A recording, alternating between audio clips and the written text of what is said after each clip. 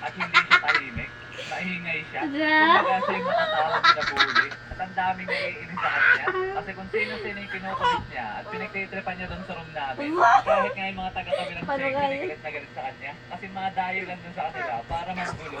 Pero sila naman kami ni Mark kasi hindi naman niya ako binubulado. Pero one time, kung wala kami... Naloloka na dito. Oh my God. Hindi so alam mo sa din. Zombie. Meron kasi siya mga kaibigan na babae. Sa namin.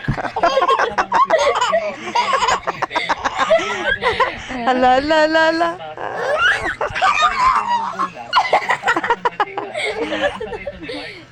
Ala, ala. Aray, aray, aray. Bakla. Kaya siguro kala Pero niya ngayon- ay nakakatawa. Pag yung- pinipitan niya to, talagang Hindi, nag-effort yung mga klase kong babae. Ay, ala, ala, lagot ka Lalo kit. si Roberto. Sige, tuloy mo to. Mamaya uumbagan na kita. Kung ako si Mark, Lagot ka kit dito. Aray. kasi si Roberto ay isang manager. Kaya po ako natawan ko.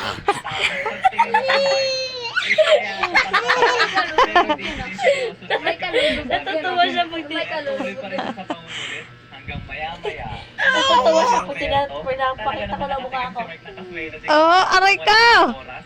Kaya dalas-dali kami umawat. Nung nakita namin si Roberto, na binubulbog na talaga si Wag! Awa kay Mark sa mga oras na yun. Ano boy, kaya pa? Kulit mo kasi. Ay, bakit? Natatawa ka ba naiiyak? Kasi siya yung naging madalas